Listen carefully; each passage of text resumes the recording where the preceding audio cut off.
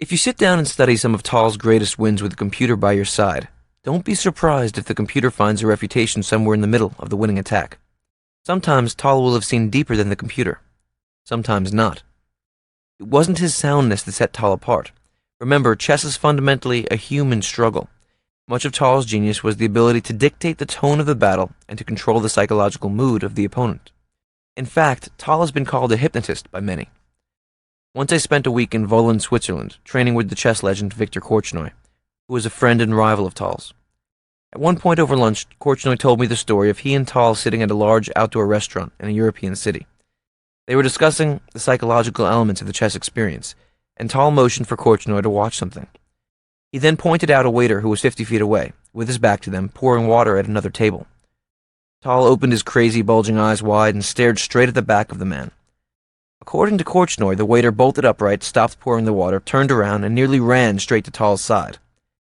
I may not have believed this story if I hadn't done a deep study of Tal's games. Among other things, his was the art of the Jedi mind trick.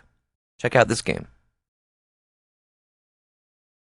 This game was played in Riga in 1957. Tal Koblancs. e4, c5, the Sicilian defense, knight f3, d6.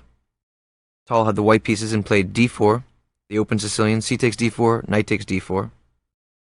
Knight f6, knight c3, knight c6. This is the classical Sicilian. Tal played bishop g5, called the Richter-Rouser. e6, queen d2, bishop e7, castles queenside. So immediately you see that Tal is planning to launch a kingside attack, keeping his king on the queen side of the board. Black castled, white played knight b3, a typical move in this variation. If he's going to be building up kingside pressure, he usually doesn't want to allow this trade. Queen b6.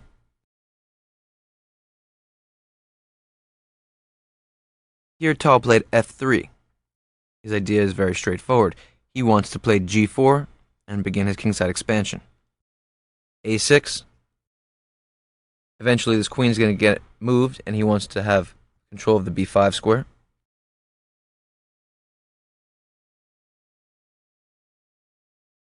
g4. Tal begins his kingside expansion. Black plays the move rook d8, typical of the Sicilian, preparing a central counterplay. This is what happens. White expands on the king side. Black, in a principled manner, prepares a central counterattack. These are all good, principled moves. Tal played bishop e3, because he wants to open up that square for the pawn. Queen c7, h4, preparing that pawn storm.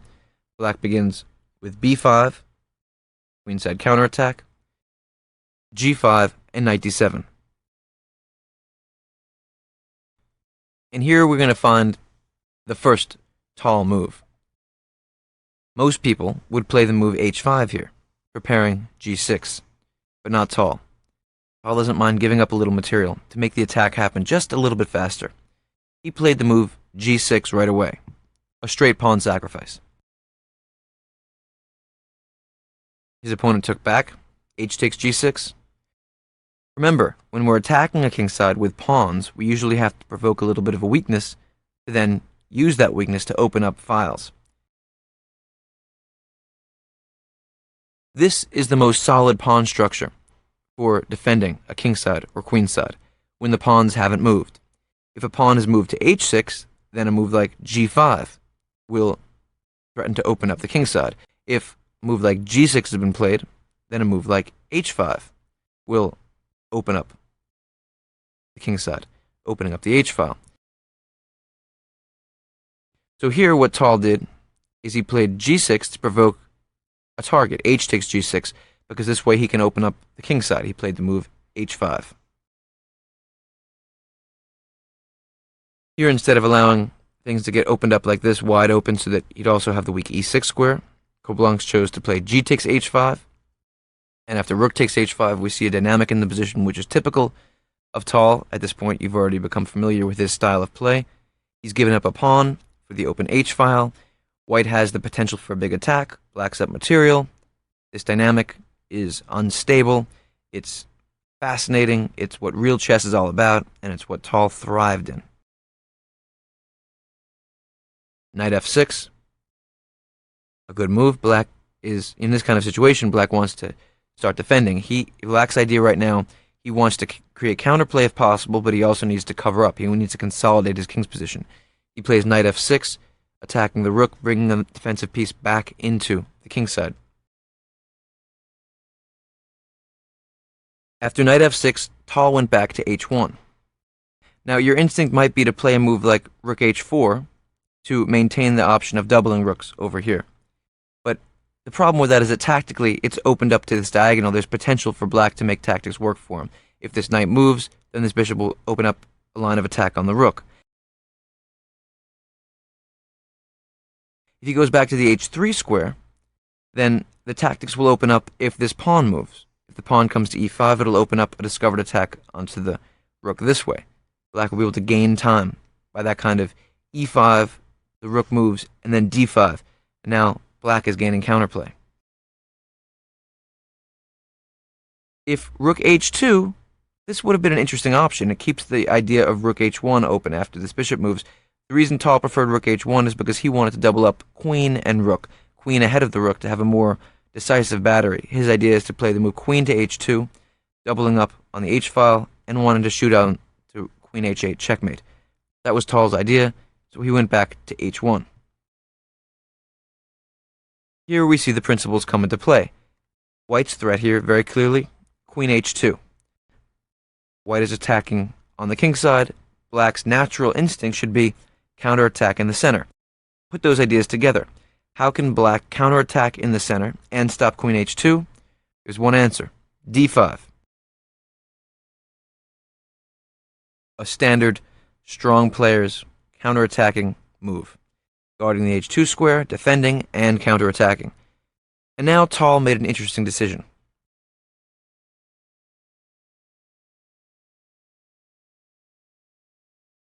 This is actually a position that analysts have disagreed about. Tal chose to make a move that was in his style. He played e5, sacrificing a pawn. His idea is he doesn't want to open up the center because that will give Black counterplay and the focus won't be so much on the king's side. So there's no question White wants to avoid this kind of dynamic. He chose to play the move e5, sacrificing another pawn, and his idea is, for one thing, immediately he's blocking Black's defense of the h2 square, so something has to happen. Black has to take that pawn somehow. But also what he's doing is keeping the center closed, sacrificing a pawn to create this whole new set of dynamics, which you'll see. Jan Timman, a really famous and great Dutch grandmaster, suggested the best move here would have been bishop f4, which is opening up an attack against the Black queen, so thus defending the h2 square. So if Black moves the queen, then queen h2 will be tremendous. And then Timman's idea is if Koblancs had played bishop d6, Tal could have played then bishop takes d6, queen takes d6, and now the very strong move f4, blocking off the queen's defense of the h2 square again, and notice that now this pawn still can't take on e4, opening up the center, because now it's pinned to the queen. If d takes e4, then queen takes d6, and White wins a rook. After rook takes d6, rook takes d6. So this was an improvement that was suggested by Timman. It looks very strong to me. It's not what Tal did. Tal played a typical, exciting, interesting, maybe somewhat dubious pawn sacrifice, e5. Koblancs played knight takes e5.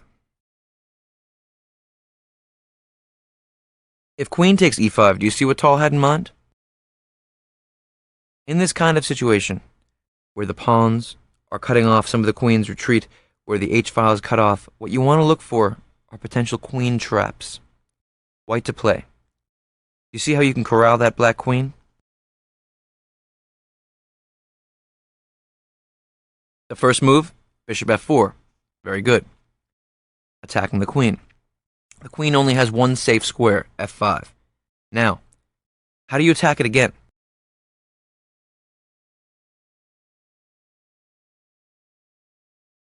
Exactly. Bishop d3, and the Black queen is lost. You see the white rook guards the h3 and h5 squares. The bishops slice blocking off all the other squares the queen could go to. g4 is covered by the pawn on f3.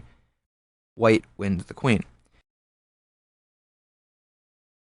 So for that reason, after e5, black was forced to play knight takes e5. After knight takes e5, we see a precarious position of black's knight and queen. Here your instincts as an attacker should be, okay, let's pin that knight. And Tal did. He played bishop f4, pinning the knight to the queen. The knight can't move, the queen can't move because the knight will hang. Queen h2 is threatened, which would be threatening the knight on e5 and checkmate on h8. All that stuff's in the air. There's only one good move for black. Do you see it? Imagine you're defending now. How can you block off that pin, liberate your knight to be able to move, defend everything, be able to survive? Exactly. Bishop to d6 is the only really possible move for black to play. And there's an added benefit, which is that you've opened up the square e7 to the king. Bishop d6 blocks the pin, opens up potential discoveries like knight d3 check on that bishop on f4, which could be a good counterplay. Suddenly Tal's attack is looking a little funny because the f8 to e7 route of escape is open to the king.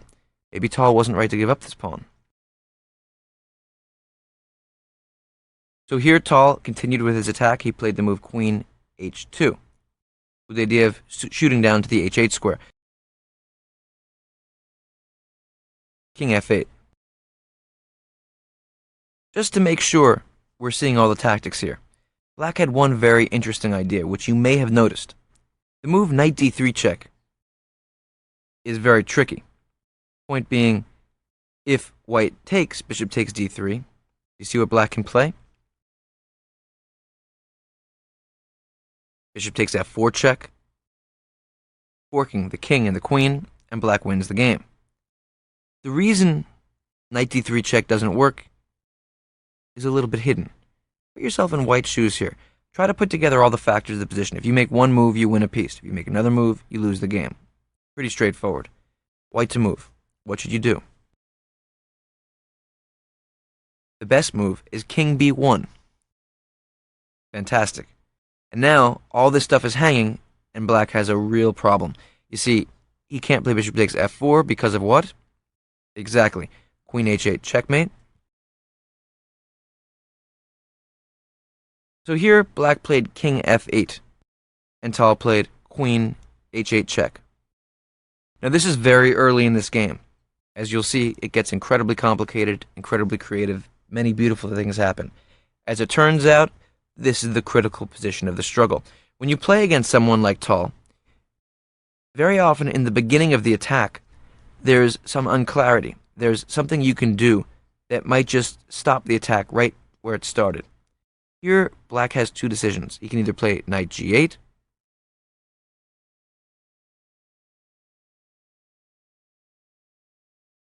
think about that last variation we looked at, with knight d3 check, with the f4 bishop hanging in the air. Try to factor that into your thought process. Black to play. You like knight g8, or do you like king e7? Which do you prefer? Well done. In truth, after king e7, queen takes g7 would have been a terrible mistake. You see why? If black attacks the queen with rook g8, the queen has to move. There's only one square open to it, h6. h7 is covered by the knight on f6. After queen h6, here, black has the tactic that didn't work a move ago, but works now. Black to move. What do? Well done. Knight d3 check. And it appears that the great Mikhail Tal missed that this was in the position. After rook g8, queen h6, knight d3 check. If the white king moves to b1, say, then after knight takes f4, our best attacking piece is gone. Black's up a piece, white's losing. And if he takes on d3, then what does black play? Exactly. Bishop takes f4, check, forking king and queen. Black wins the game. So in fact, had Koblanc seen this tactic and played king e7, Tal would have had to go back. Queen takes g7 is impossible. He'd have to go back queen h4, and now the game is far from over, but the attack has really been neutralized. Black's up 2 pawns. Big trouble. But this is what happens to a mind under pressure. You see, Tal dictated the tone of this battle. His attacks weren't always the soundest creations. They were usually the most beautiful creations. After queen h8 check, though, Black is dealing with all this stuff. He assumed, I guess, on some level that Tal understood that king e7, queen takes g7 was good. When you're playing someone like Tal, sometimes you make the mistake of trusting their judgment instead of relying on your own. Here, had Koblank's a strong international master taken the time to work through this position with a clear head, calmly, he might have found the move king e7, queen g7, rook g8. Queen h6, knight d3 check. This tactic certainly wasn't beyond his level, but he missed it. He played knight g8, and now the beauty begins. Tal played the move rook h7, shooting down to the 7th rank. Remember, the rook on the 7th rank is sometimes called the pig. In this particular position, it's a little bit risky. The idea, of course, is queen takes g7 check is in the air. Black can defend it with f5, which he played. And now the point is that the white queen is trapped on the h8 square. So Tal has moved from the abstract initiative into a very concrete attacking plan. Everything has to be tactically just right. If Black gets a free move, plays a move like knight g6, the queen is trapped, Black wins the game. White cannot allow a moment of breath for the Black defenders. Here, Tal played another vintage Tal move. He piled up one more attacker on the g7 pawn. Do you see it? White to move. Think about 2 factors. One of Black's main defensive resources is this tactic, which has been in the air for a long time, knight d3 check. And White wants to bring one more piece to attack the g7 square. Put those ideas together. White to play, what would you do? Exactly, bishop h6. Piles up on the g7 square, and now Black can't take that with the knight because the knight is pinned to the king, or with the pawn because the pawn is pinned to the queen. So bishop h6 relies on that reality, piles up on g7, which Black has to defend, and Black defended with rook d7. Now,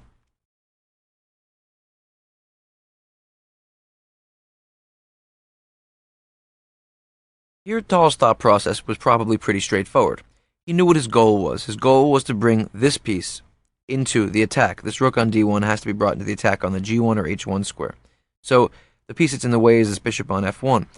He wants to bring this bishop out of the way to prepare rook g1, piling up on the g7 square one more time. How do you get it out of the way? There's no time for slow moves like bishop e2, because then a move like knight g6 will be deadly. Tal has to make the tactics work. He played bishop takes b5, sacrificing the bishop with the idea of rook g1. But now, things are very delicate. The question that has to be asked, what happens if Black plays knight g6, attacking the queen that's trapped on the h8 square? If knight f7, by the way, doing the same thing, the queen can jump out of the way. Queen takes g7 because the f7 knight is cut off the rook's defense of the g7 point. So every move that Tal makes, he has to be aware of this possibility of knight g6.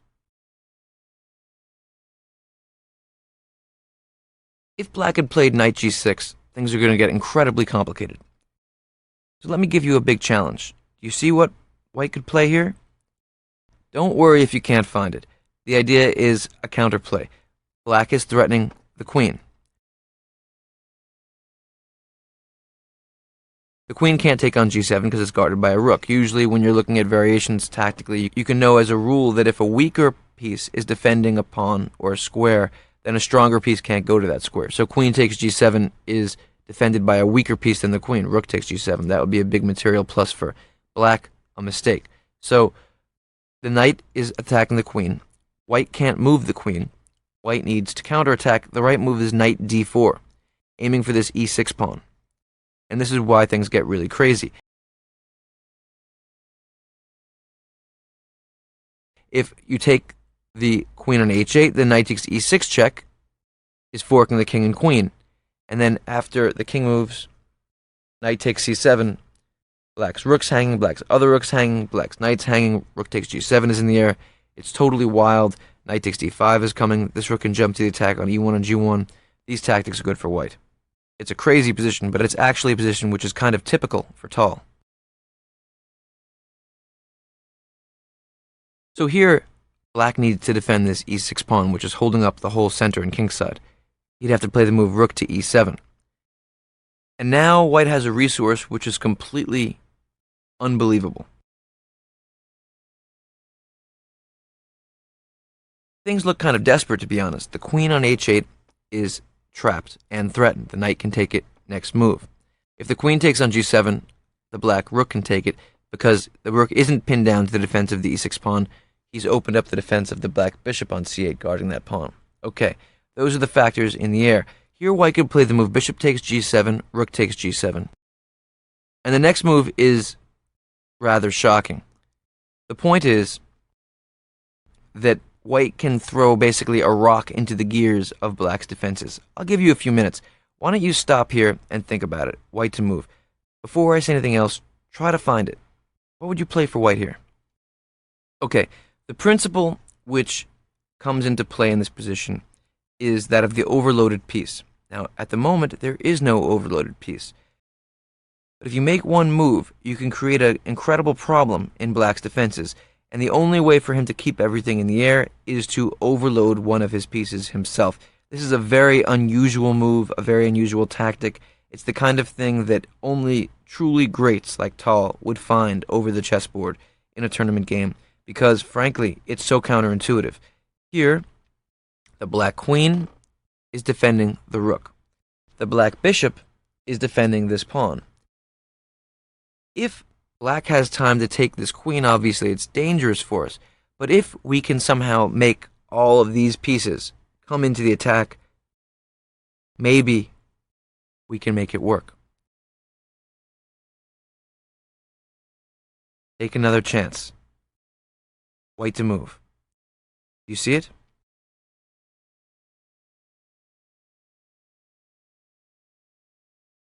Well done. The correct move is bishop to d7. Kind of an earth-shattering chess move.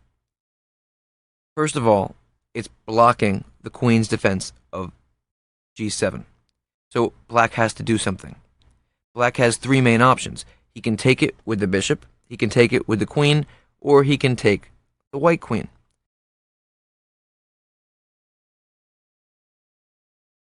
The most obvious move is taking the white queen. The problem with that is that here white can jump into the attack. Knight takes e6 check.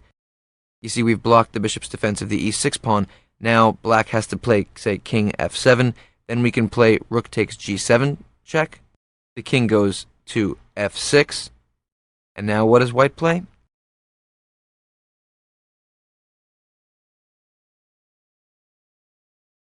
Knight takes d5 check. Very good. Look at this. The rook is defended by the knight on e6. The bishop is just stuck down the middle of black's position. Bizarre. The knight comes to the d5 square attacking the king. The king has only one place to go. King e5. Now, white to play. What do you do?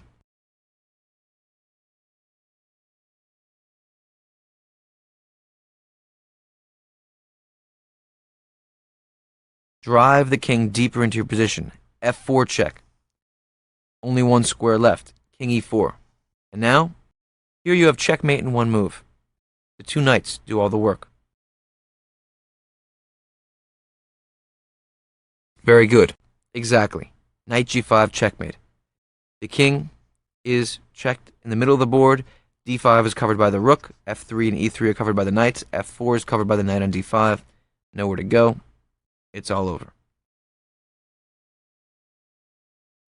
So we've seen that after bishop d7, this astonishing tactical move that could have kept Tal's attack alive.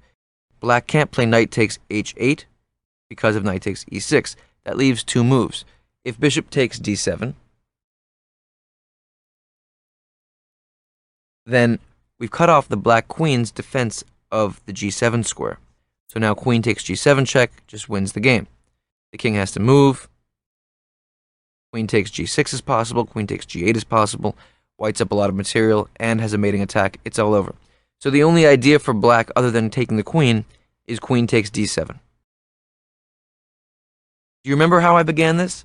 I said you have to make a move which forces a black piece to become overloaded. Well, in this situation,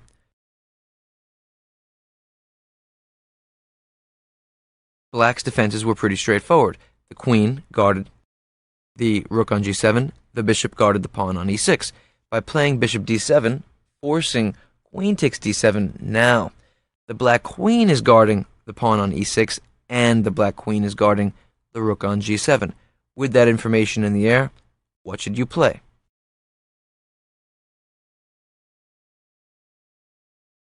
Knight takes e6 check. Very good. Forcing the black queen to take it, because if the king moves, the g7 rook just falls. Queen takes e6, and now, by overloading the piece, removing the defender, the g7 rook is not defended by the queen. Queen takes g7 check. The king has to move to e8.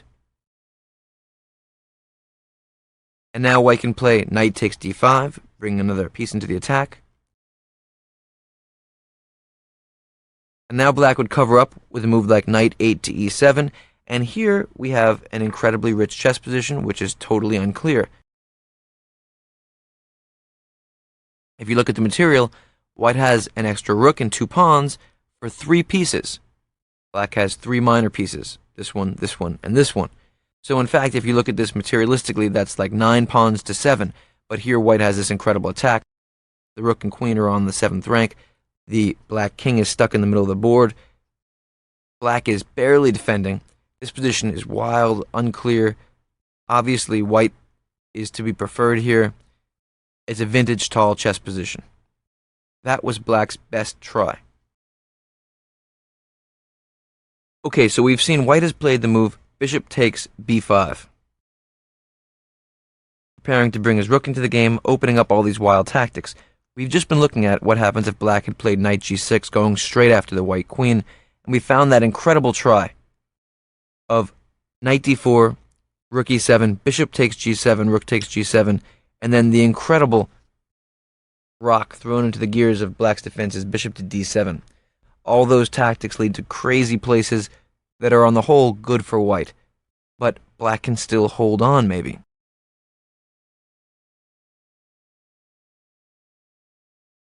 So instead of that, black played the move rook f7. He realizes that knight g6 doesn't quite work. Rook f7 gets out of the bishop's attack, consolidates by defending the e6 square with his bishop on c8.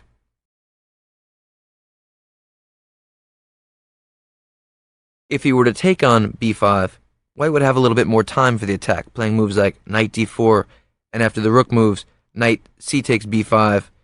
White has a big attack here.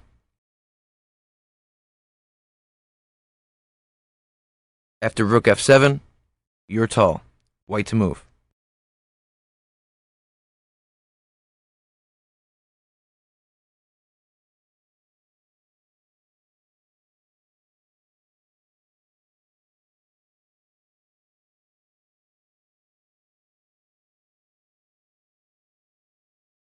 No, that's not the best move. Try again. Well, you already know that you played bishop takes b5 in order to open up the rook jumping to the g1 square because you want to pile up on the g7 pawn, and you want to stop this annoying reality of knight g6 being a win of your trapped queen on h8. So rook g1 is the logical move, and that's what Tal played. You're threatening to take on g7. Black has very little choice but to play rook a7. If you were to play a move like a takes b5, then after rook g takes g7, all the defenses are falling apart. White's completely winning. You can analyze this on your own a little bit if you want, just to fool around with the tactics, but this is overwhelming.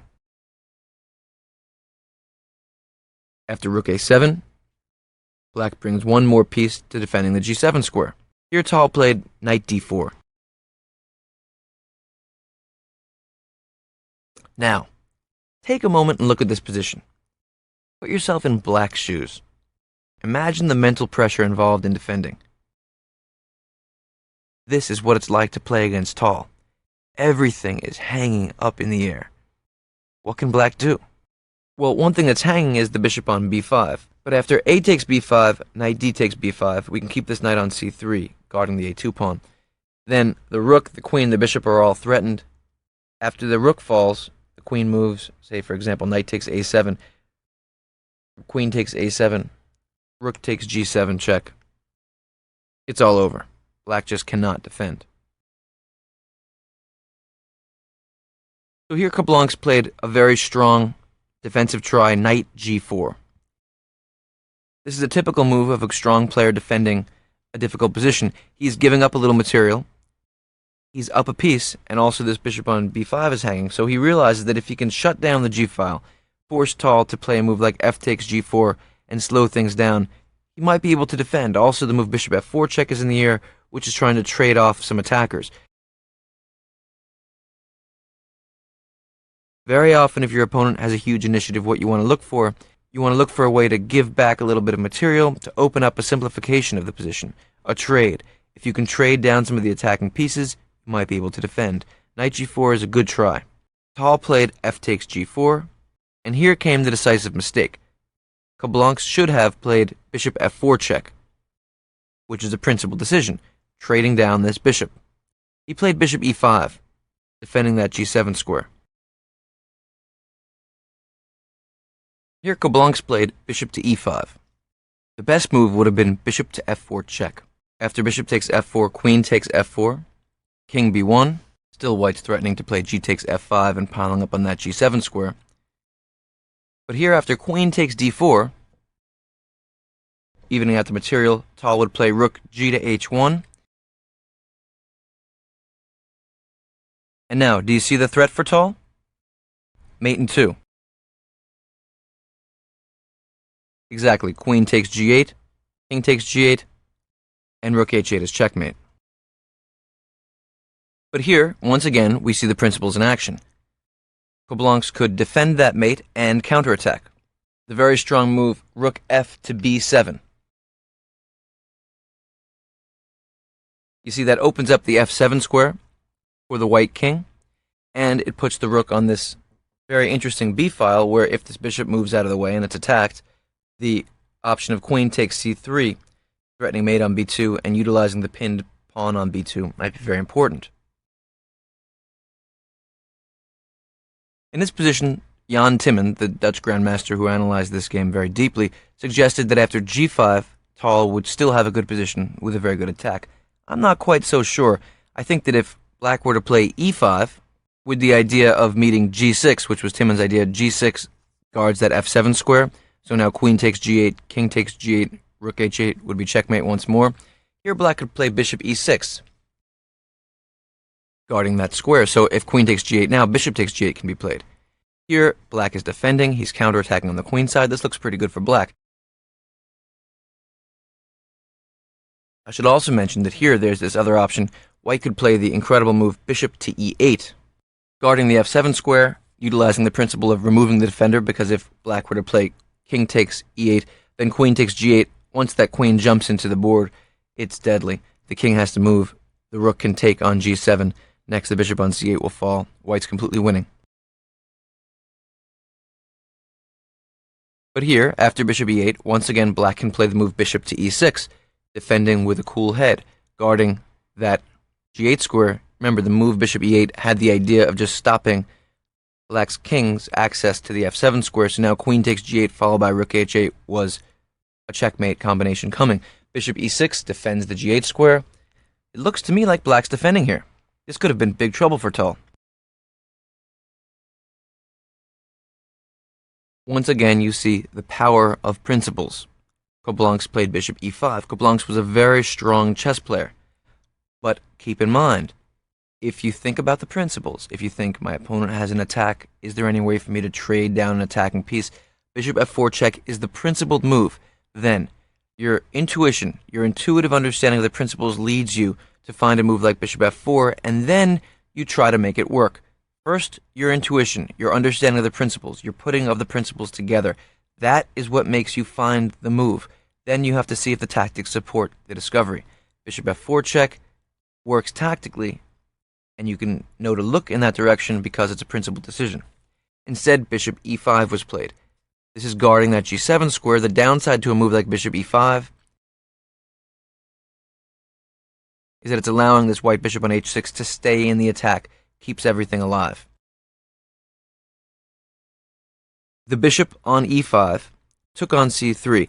One way to look at this is, what has he left behind? The bishop on e5 had the potential to guard this critical diagonal. Now the bishop has left that diagonal. It's on c3. Tal played the move bishop on h6 back to e3. He didn't take back on c3. He didn't want to waste time allowing b takes c3, a takes b5. Suddenly his king is open. The knight on c6 is unprotected. Black has potential counterplay. He didn't want to mess with that. Instead, bishop e3 is a fantastic move. The threat, do you see it? Of course, we're threatening the rook on a7, but the real threat is bishop to c5 check, hitting the king from another diagonal. When the bishop was on e5, it could jump back to d6, but now with the bishop on c3, bishop e3 to c5 check, that e7 square is covered by my knight and bishop. If the king goes to e8, then queen takes g8 will win the game. You've removed the defender of the g8 knight. So bishop coming to e3, the threat is bishop c5, but also what he's done critically is open up the h-file. You'll see why that matters in a second. After d4, a natural move, very strong, blocking off the bishop's access to the c5 square, but also notice blocking off the access of the bishop on c3, defending the g7 point. Now, it's White's move. Tal switched directions again towards the h-file, rook g to h1. Here, do you see White's threat? White is threatening mate in 2. If it's your move with White in this position, what would you do? Queen takes g8 check. Excellent. A queen sacrifice to top it off. King takes g8. Rook h8 is checkmate.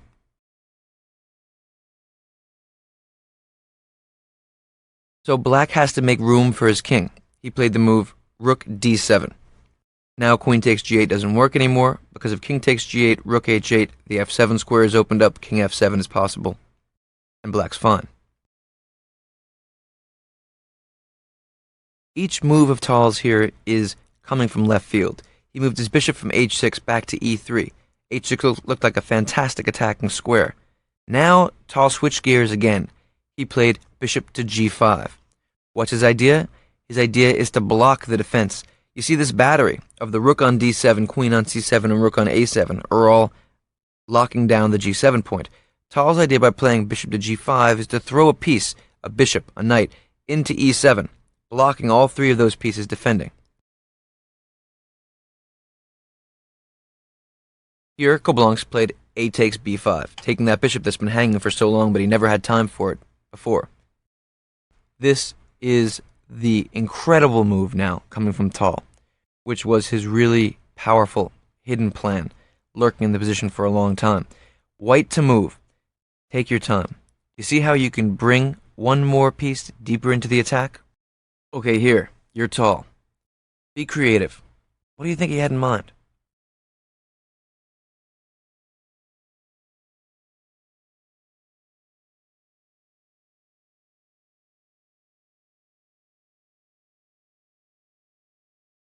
Way to go! It's very rare that you'll see this kind of chess position. The queen on h8 is trapped. The rook on h7 is trapped. The rook goes to h6 to a square, which can be captured by a pawn. His idea here is after g takes h6, bishop takes h6. If the king moves, then queen takes g8 is checkmate. And after rook g7, well, White's just going to win the queen.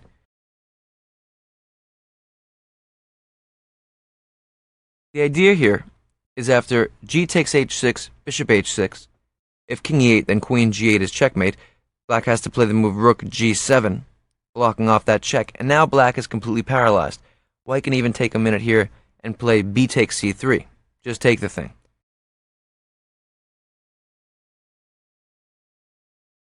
But the truth is that Black is completely locked down, and that's what Tal realized.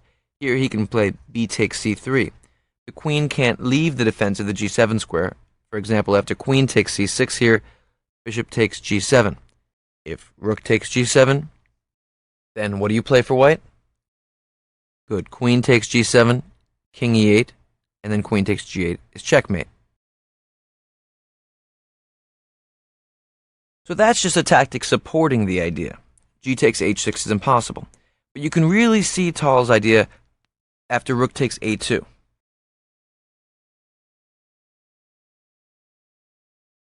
You see here, black is counterattacking. Black's threat is rook a1, checkmate, because the bishop on c3 guards that d2 square. But what Tal had in mind in this position was to weave his way into the black camp. White to move. You see what he had in mind?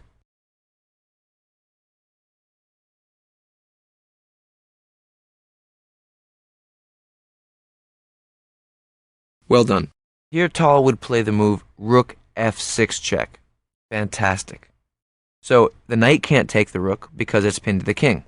If black plays rook f7, blocking the attack, then this piece on f7 is suddenly pinned. Queen takes g7 check is possible because the rook is no longer able to move.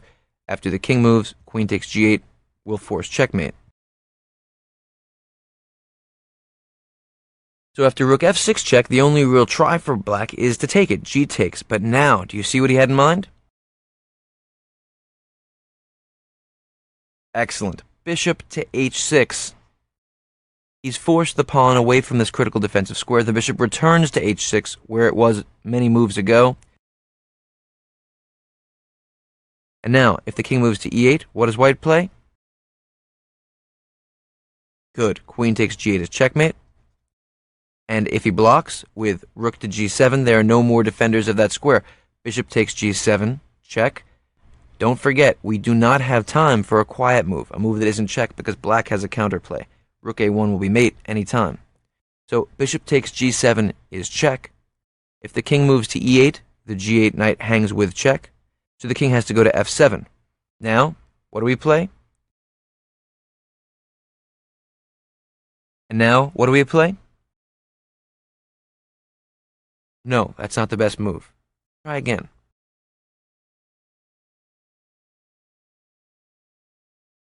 The best move is bishop to h6 check. If the king goes back to e8, what's mate in 1? Queen takes g8, very good. And if the king jumps up to the g6 square, well, now we can also mate. Queen takes g8 check. The only way to block it is queen g7, and now checkmate in 1 move. Either option would work. Rook takes g7 or queen takes g7 wins the game. So white's threat was rook to f6 check. To get a sense for what it must be like to play against Tal, imagine defending this position with black. There are so many options for you, and every one, or virtually every one, gets mated by force, loses to an incredible sacrificial attack. Here, Koblancs played d3. He kept his head on straight.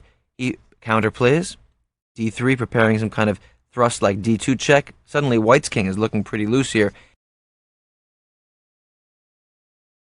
And he opens up a defensive resource. The bishop on c3 slices down, guarding not only the g7 square, but stopping rook f6. This is high-level defensive chess. Sometimes we attack, and even if we're great attackers, if we love to attack more than anything, sometimes opponents will take the initiative. We have to be prepared to think our way through the most blistering attacks. Here, with a present mind, d3, guards g7, counterattacks, very good. Now, Tal. Once again, quiet, clear. He sees that black's bishop on c3 is a key defensive piece, stopping the f6 square, stopping the g7 square. What do? Remove the defender. A simple move. B takes c3.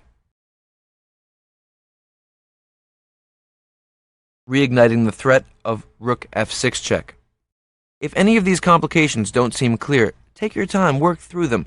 There's no reason to rush through this course. If I move past a position, set it up on your chessboard, look at it on the screen, take your time. Make sure you understand the ideas of Tal's attack. Remember, in general, when you're studying chess, if your brain hurts, if you're pushing yourself, if you're stretching your mind, then you're learning. If you just play through these variations, if you don't strain to try to understand them, then you're not going to be learning. Basically, you're going to get out of chess as much as you put into it. Here, rook f6 check is the threat once more. d2, counterplay, checking the white king. You have to go to d1, otherwise a promotion can happen. King d1, and now queen takes c6. The position has come to a head. Black's threat is very simple. Queen f3 check. That's going to be mate right there. So now Tal has made all these wonderful, quiet building moves. He's been maneuvering. He's built his attack with tremendous skill. No more time for slow moves. White to play, you're Tal. Bring it home.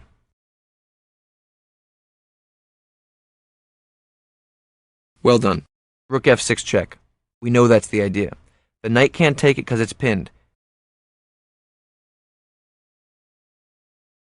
Here Blanc's blocked with rook f7. You see what happens after g takes f6?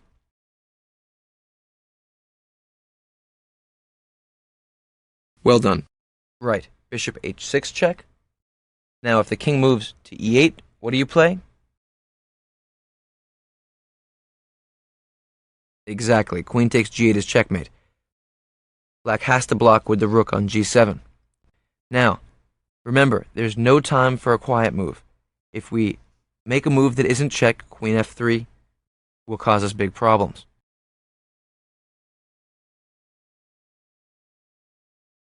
Here, you play bishop takes g7, king e7. You've got the king on the run. The whole attack has been based around the idea that Black's king is guarding that g8 knight. Black's king was one of the most important defenders in the game. Now, the king is running. And remember the principle I told you. When you have a king running, bring it up the board. Bring it towards you. King e7, bishop takes f6 check. A discovered attack. The king has to go to d6. Can you check that king again? Very good. Bishop to e5 check. The king has to come up the board. King d5. And now, white to play. One last beautiful move would finish it off.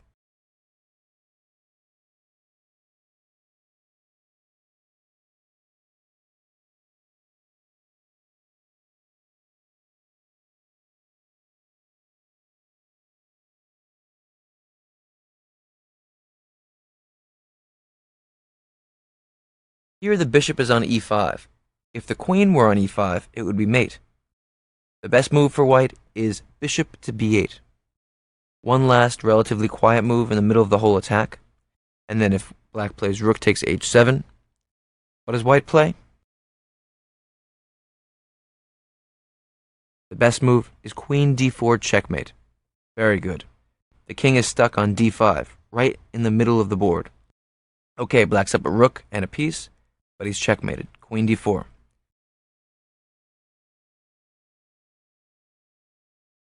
So here Blanc's defended with rook f7. And now we've got in the position what we've wanted to get all along. An overloaded piece. The rook on f7 is overloaded. You're tall. White to play. What do you do? What is that rook on f7 critically guarding? Not only is it blocking the check, it's guarding the g7 square. Queen takes g7, very good, utilizing the pinned piece. The rook on f7 can't take on g7, it's pinned. All of black's pieces fall apart here. And here, Blanc's resigned. Tal won the game. Just another astonishing Tal masterpiece. Could he play or what? Wow. There was never a greater attacking chess player, nor was there ever a player who had more psychological power over the board. Sure, black could have defended better, but his brain was under so much psychological and technical pressure that he just couldn't weave his way through. Also, it's important to remember that Tal was used to this type of position because he usually guided games into his kind of chaos. Opponents were often in objectively fine positions against him, but they were out of their elements and under terrifying pressure. This is the power of developing your chess style around your natural strengths and then guiding the game into that kind of position. Now imagine the tragedy of taking someone like Tal and trying to force them into a Karpovian positional mold. Don't let your inner stallion be broken. You must play, learn, and live in a manner that is true to yourself.